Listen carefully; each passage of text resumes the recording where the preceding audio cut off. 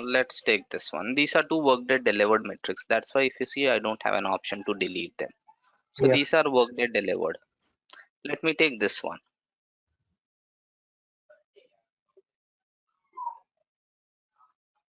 Okay, I want to create a new custom metric. I am taking Workday headcount, ABC,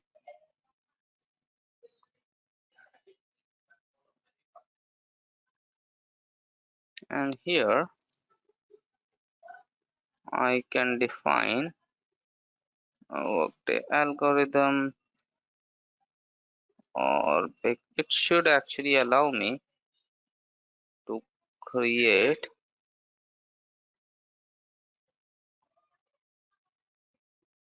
a report for that.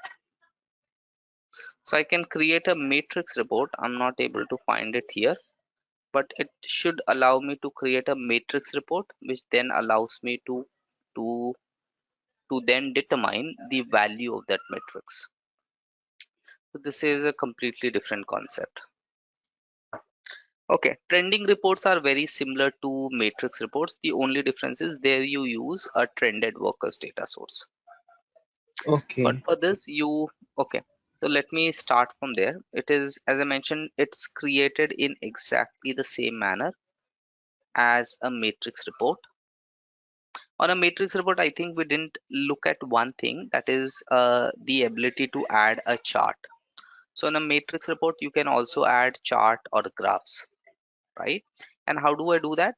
By simply, do you remember what was the matrix report we created last time? It was related to company.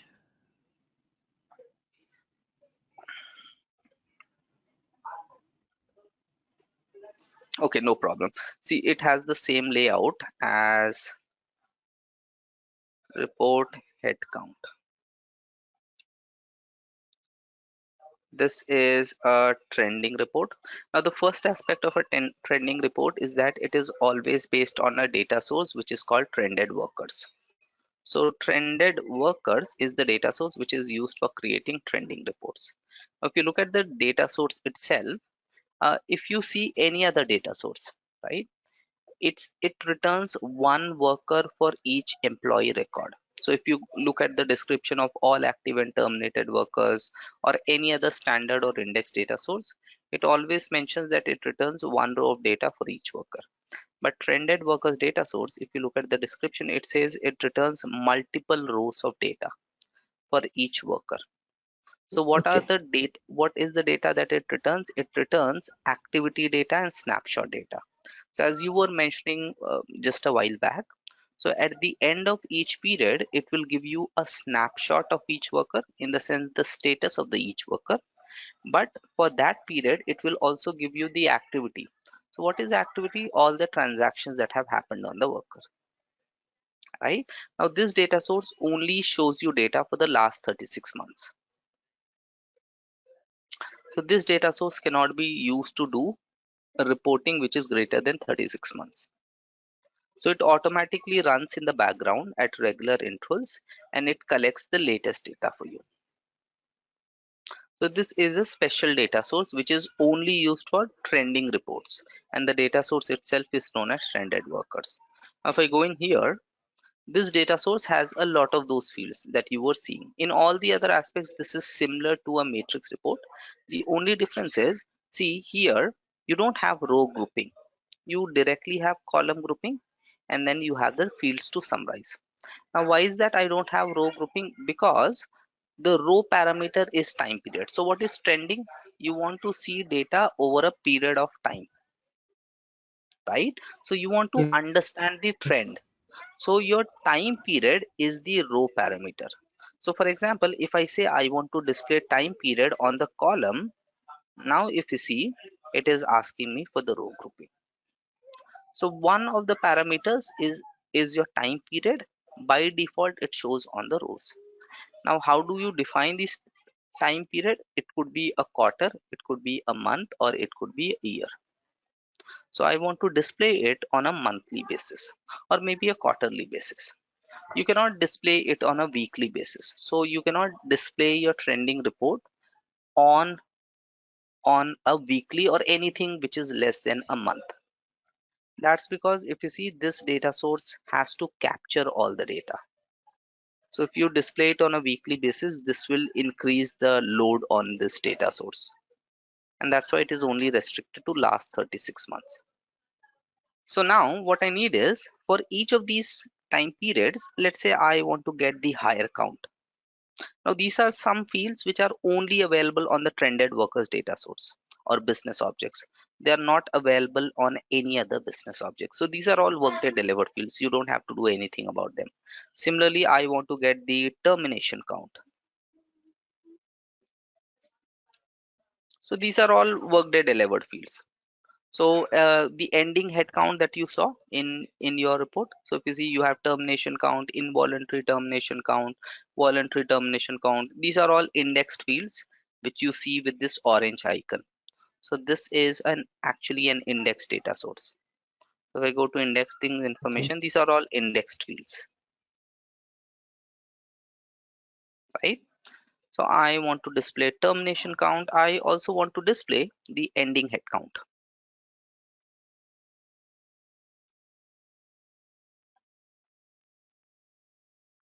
Right now, a matrix report as well as a trending report. In both of them, you can display graphs and charts. So we did not see that with the matrix report, but here or on a matrix report as well, if you go to output type, instead of just showing the data in terms of a table, you can select chart as well as table or simply chart. So I've selected to display the data in terms of charts as well as table. Let's run this report now. Okay. So for filter, I am selecting the default filter. Some data sources, they come with inbuilt filters. So for example, there is a data source called workers for HCM reporting, which is a data source on worker business object. It has its own inbuilt filters. So for example, the filter is whether you want to do reporting on active employees or all employees. So these are inbuilt filters that come with a few data sources. So this default will give Mhm. us both active and terminated. Yeah, yes, this will give us Okay. everything. Okay. And the description of the filter is available on the filter itself. So if you need, now this filter or this report or this data source comes with some default prompts. So normally if I have to add a prompt, I'll go to the filter and add a prompt, right? But this data source comes with a number of inbuilt prompts. So when I run this, you see that system is automatically showing me all of these prompts. Now, what did I say are trended workers data sources? It allows you to report on a time period. So that's why time period is a required prompt. So I want to report on from 1st of Jan 2019, let's say till today's date. And let's run this report. Now we see for each period, it is now giving me a chart, a default chart which is donut. If I want, I can select a different chart type. But not just that, for each period, it is giving me the hire count, it is giving me the termination count and the ending head count as of the end of that period. Now, this is two types of data. So if you remember the description of your data source, it mentioned it returns multiple records for each worker, and that records includes both activity as well as snapshot. So what is an activity? Any transaction that has been performed on a worker is an activity, and snapshot is the status of the worker as of the period that you have selected. So let me now again run this report. So Right. if the Hmm. worker has like three transaction, So, if we click on that right. number, it will give us three records of for Three. that. Right. Okay. So Okay. for now, But let me snapshot select will the give record. only one record. One record. So I Okay. only want snapshot. So earlier it was showing me all activities and snapshots. Let me click on snapshot. This time, if you see, it is only giving me the ending heart count. It is not giving me the higher count and termination count because these are all activities. So change of promotion, transfers, hire, termination, these are all activities. I let me go back and select only activity. This time it will not show me any snapshot. So what is snapshot? The head count at the end of the period, right? So for So example, mhm, 2019 Q1, so the headcount would be as of which date? as of the end of The quarter one, March 31st. Okay, okay, got it. Okay. So it shows me the head count. The snapshot is as of the end of that period. So as of the end of quarter one, there were 391 workers. No new employees got hired, so it is still 391. Three more employees got hired in this quarter, and the count becomes 394. Okay. Right? So this is the final Mm. status of that worker. That worker would be terminated, and then he is not included as part of the headcount. Right? So this, if you see, it shows me all the activity data. So this is all activity. Whereas this, it shows me the snapshot, the status of the worker. These are the default detailed data values, right? Activity Default snapshot. detail level. Right, right, right. So here as well, I have the ability to add um, the drill down fields, the detailed data fields, everything that I want to. So this is exactly similar to how we built a matrix report. There's one more configuration you have to do for enabling your trending reports. So if you go to tenant setup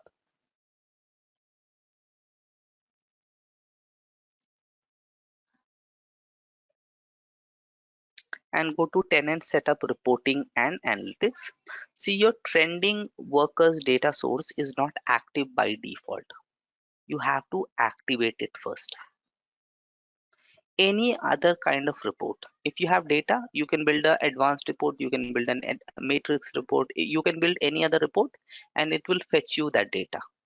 But even if you create a report of type trending, it will not get you any data unless you enable it first. So the first thing that you have to do when you implement your Workday system is enabling this option.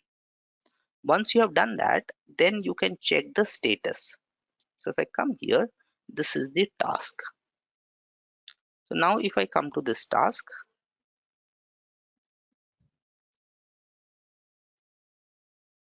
okay, under if you go back to the description, it mentions that it refreshes automatically in the background. It refreshes in the background at regular intervals. So here it shows me the last two refreshes. So the latest refresh happened on March 21st, 9:16 p.m. and total of some 11,000 records were processed. And there were some additional two fields which were added. And then before that, it was on March 20th. So this refresh happens automatically in the background.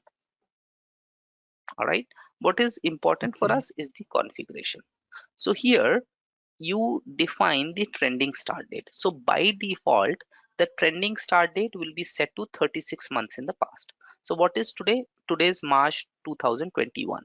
So if you see, the trending start date is set to March 2018. Next month, the trending start date would automatically change to April 2018. So this Okay. is set to last 3 months. If I want, I can explicitly, for example, change it to 2019.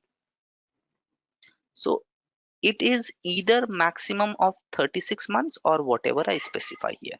But if I change it to 2010, then it is of no use, Yes. right? Because it always gets, so if you look at the description, specifies the earliest date the worker trending data will be captured for. Note that worker trending tracks the last 36 periods of data or that occurred on or after this date, whichever results in fewer periods. So it will either get me from 2018 or any date after 2018. Okay, the trending period is the minimum granularity is on a monthly basis. So you cannot specify a week or anything below month. Okay, now number of retroactive periods. If you look at the description, it says specifies the number of historical periods, maximum up to 3, that are recalculated for worker trending to capture late paperwork. So let's assume you hired an employee from 1st of Jan, 1st of April, or let's say 1st of Jan 2020. And then you realize, oh no, this employee should not have been, and your trending report has captured that data. So now in hire count in January, this employee records get captured, right? Now you realize, okay, this employee was not supposed to be hired in Jan, he was supposed to be hired in Feb, and you make the changes to the hire date. But your trending data source has already captured that employee as to be hired in January. So every time it refreshes, it goes back 3 months in the past and updates itself, right? But then if it is beyond 3 months, let's say you change it and hire the employee from December, now it is beyond 3 months, March, Feb, Jan. That data, those changes will not be captured, right? So retroactive means past dated. So it will go back every time it refreshes in the background. It will check for the last 3 months and see have there been any updates. Okay, so it's a very simple configuration. It's exactly similar to how we build our matrix reports. The only difference is here we have the additional grouping parameters of the time period, and we select a different data source, which is trended workers.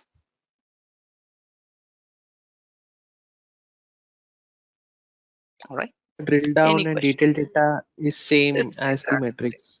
Okay. So if you see, Yeah. you still have the default fields, detailed data fields, sort, drill down options. So they are all exactly similar. If you want, you can change the output type. So here the default output type, if you see, is if I run this report once again,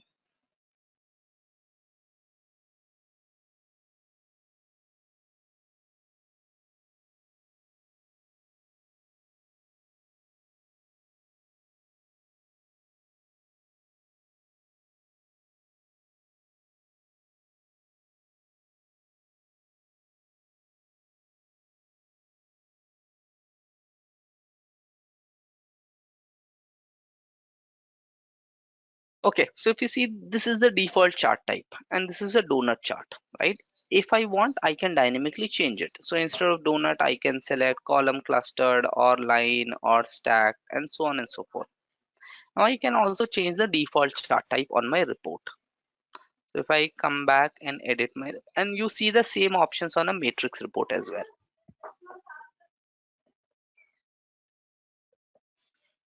Okay. So under output, on the chart options, my default chart type is donut. If I want, I can select a different chart type, right? On this donut chart type, I can come to, for example, advanced options, and I have the options to show percentage values or to show field values. Let's run this now.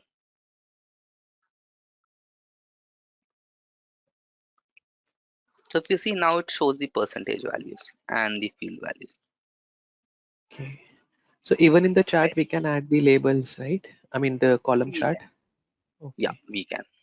So we can define the row label, the column label, and so on and so forth. You can define which metrics to include. So if I come to output, I want to select the chart as, let's say, column clustered, and these I want to include all three metrics. So what are these three metrics that I'm including? My metrics one is hire count, metrics two is termination count, metrics three is the trending count, Okay. So right? if we have two, then it will give us only It two will show metrics, through. one or two. So even if there are three, I can just show two. Or Okay. maybe there are three, I can also add a secondary axis. Oh, it doesn't show me. Let me see. Uh,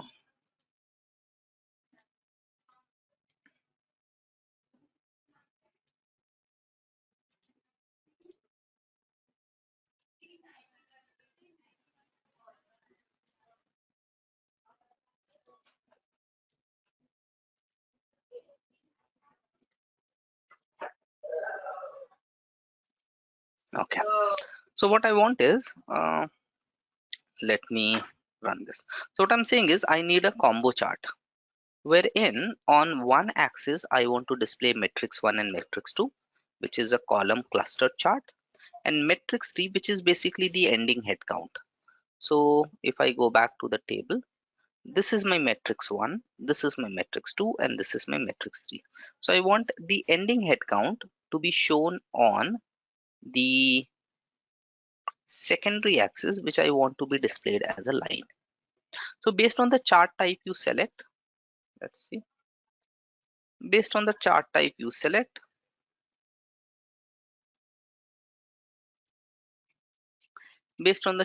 you select, system would show you the relevant options. So obviously these options are not relevant for, and if you want to define the vertical axis scale, the name of the scale, you can do all of that.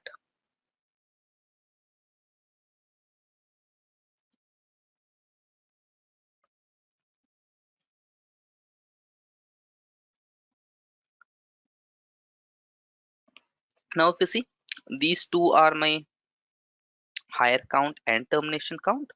This is shown on my horizontal axis, and my head count is shown as a line on the right side axis. So this is my left side axis, which shows the hire and termination as a bar, and this is my right side axis, which shows a line. All right. So Yes. you have different options based on the type of report, and these are all very self-explanatory. So if you go in there, you can always, you can automatically check them. Okay, so let So me quickly. Mhm. here we are giving the ending head count. So how Mhm. is it different from the count that we use in metrics? So count Like we also works had a completely differently. Count simply counts the instances that are returned. So if you look at this report or this data source, what are the instances it is returning? It is returning multiple instances for each worker. So count will simply count those instances. So for example, if I'm hired in March and then there is a change off for me in March, and then I get a promotion in March, and then I get terminated in March. So four actions have happened. Count will simply show four for me. So it simply counts all activities and snapshots. These actually okay, differentiate that. So let me add count, right?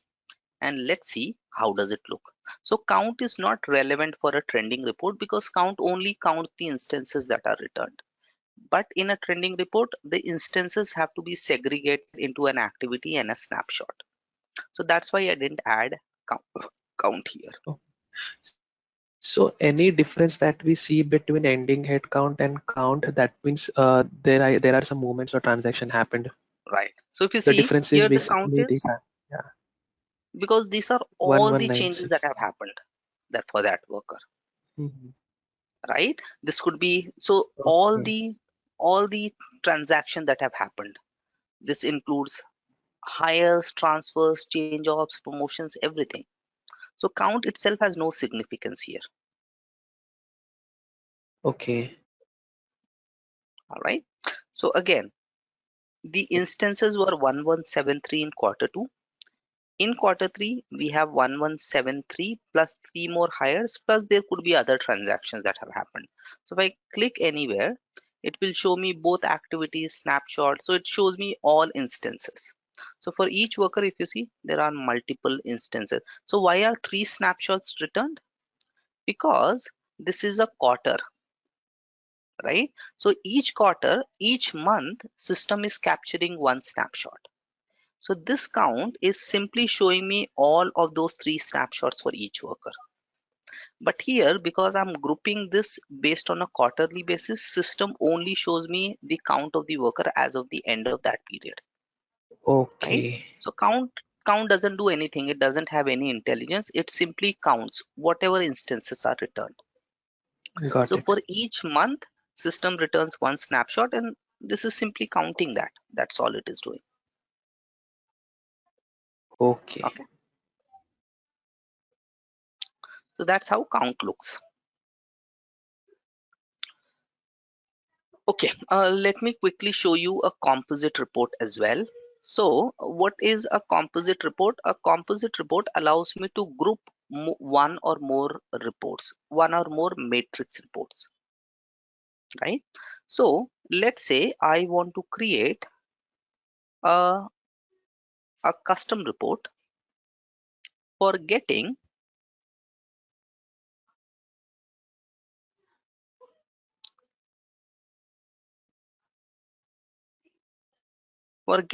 the count of standard reports, and I'm creating a report of type matrix, and the data source I'm taking is standard reports. So this report will give me all the standard reports in the system. A very simple report I'm building. I'll click on OK,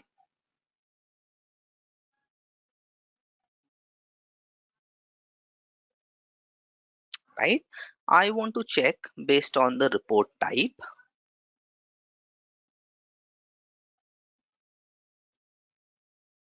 right? I want to get the count of reports for each report type. So basically all standard reports. Let's run this report now.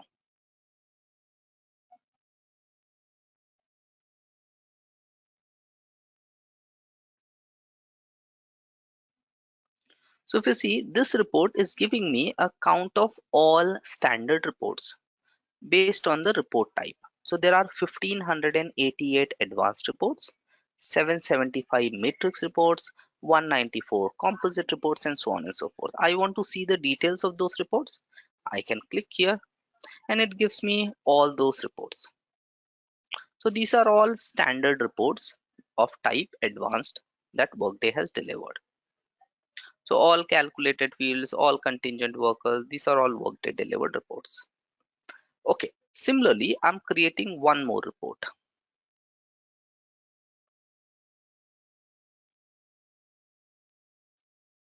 right? Now here, I want to get a count of all custom reports,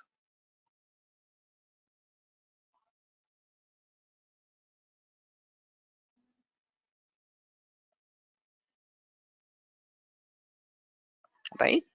This is also a report of type matrix.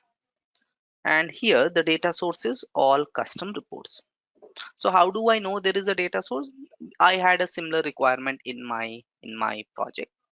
And so whenever you get a requirement, you'll do an analysis what is the relevant data source, and that's how you search for your data sources, right? I already know that these are the two data sources which are available. Okay. All right, so this data source captures or shows you all the custom reports in the tenant. So again, I'm building my new report on the same logic. So I want to get all custom reports based on the report type. And if I run this report,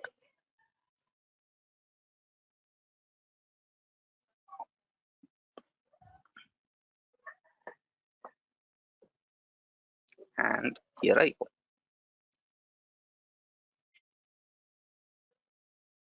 All right, so I have 2912 custom reports of type advanced. So if I click here, these are all those custom reports, right, which people have created, some RJ, cust one, and so on and so forth. So now if you see, both these reports are giving me two different data. Both these reports are in fact built on different business objects. So if I click on this report, it is built on the business object called, I think, standard reports. Let's quickly check. Whereas this report is built on the business object called custom reports.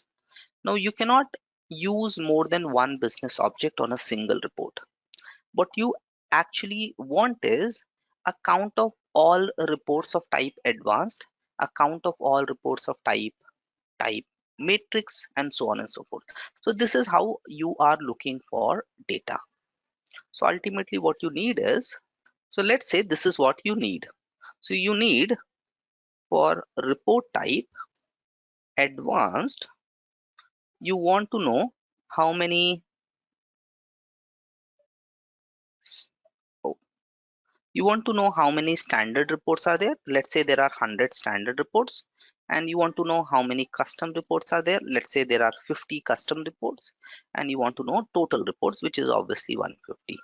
Similarly, for matrix, you want to know how many standard reports are there, how many custom reports are there. So this is how you want data, right?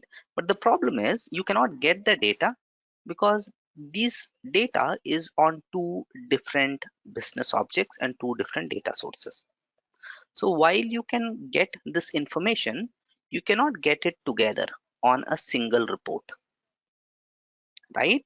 Now, how do you bring this data, which you are getting from two different reports, into a single report? You do that with the help of a composite report. Make sense? Yes. All So right. in our case, we are getting only standard in a different report and custom in a And different report. custom So in a since you want different to report. club it So let me together, right. So let me run it once again.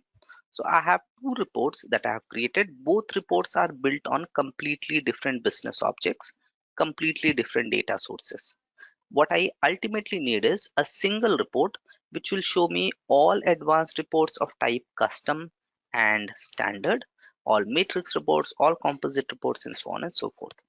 So I want to bring data from two completely different reports together. Now, how do I do that? I do that by creating a composite report. So I'm selecting the report type as composite,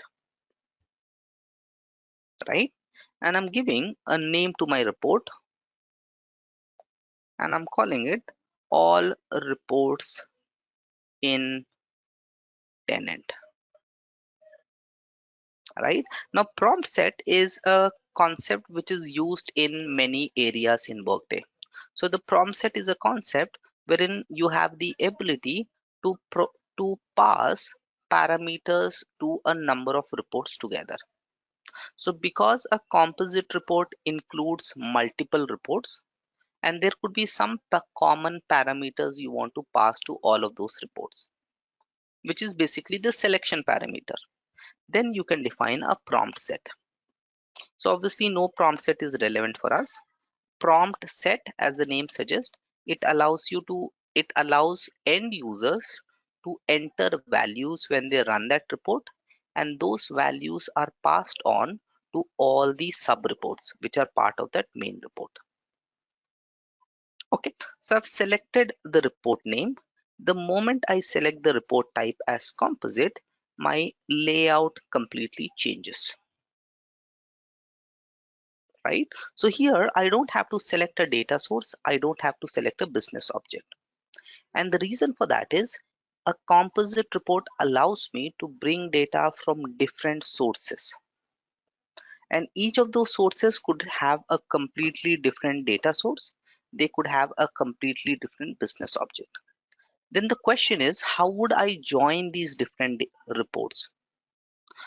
Right? Both of these reports have completely different data sources, completely different business objects. So how do I join data from these two reports? What is the common criteria? Okay, so let me click on OK first. Now, the moment I click on OK, this takes me to the main composite report screen. Okay, so this is how a composite report layout looks. If you see, it is completely different from all the other report layouts that we have seen, right? yes, Okay, now let's look at both of our reports. This is the first report. The data source is all standard reports. The business object is standard report. All custom reports, custom reports. So obviously the common criteria between these two reports is neither business object nor data source. Now if I scroll down, I have the group by field, which is the same one. Report type. Let me go ahead and open it. So report type is a field which is available on the business object called report definition. Similarly, if I go to custom report as well, it is referring to the same field, right? So it returns, if you see this field, it returns the type of the report. Simple, advanced, matrix, transposed, composite, whatever. So this is the parameter, the group by field is the parameter which is used to group multiple reports together. So if I want to bring multiple reports together using a composite report, I do not refer either to business object or to data source. I refer to the group by field. So now I'm in the composite report. Here I have this gear icon, right? Any kind of system level configuration I can go back and do here. And we'll talk about this. Okay, let's not worry about this now. So for now, the first thing that I need to do for creating a composite report is defining the column level settings. So if I click on this column here, you see that this icon gets highlighted. The first thing that I have to define is to define the control field. So what is this control field? It is the field that links all of your sub reports that form part of your custom report, that form part of your composite report. So the first thing that you define is the control field. Now what is the control field for us? It is a report type. So if I go to define and I'm defining the control field.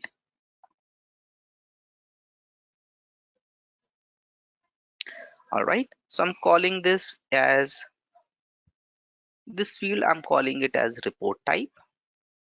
And here I would select the control field. So even though the name here says business object, I'll be selecting this field over here. So let's copy it and search for this field.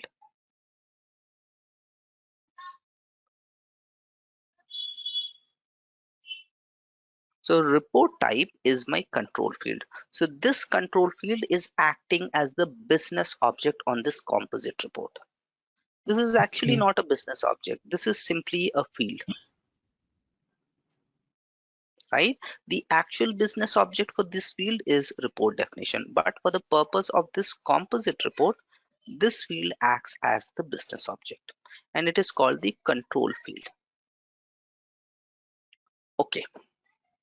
Now, if you want, you can add some styling, you can make it bold and so on and so forth. Okay, I'm not sure why it shows this error, but anyways, let's proceed. So once you have defined the control field, next you define the data field, which is the actual data which will be pulled into your report. Now the actual data that will be pulled into our report is coming from these two sub reports. So I'll go in here and the next field I want to define is the data field. So I am defining the data field. Now here it allows me to fetch the sub reports. Now all the sub reports that would be displayed here would be the ones which are based on a report type. Okay. So wherever we have the report type group field, it Right, will display those reports. right. Okay, let me first give a name. So I'm calling this standard reports. Fingers crossed. There shouldn't be an issue now. This is strange. I don't know what is happening. Okay, I'm not sure what is the issue. Let's stop here and which is we have completed 1 hour. Yeah. Okay, sure, no problem. Fine, thank you. Have a Thank you good so day. much. You Connect. too. Bye. Bye bye.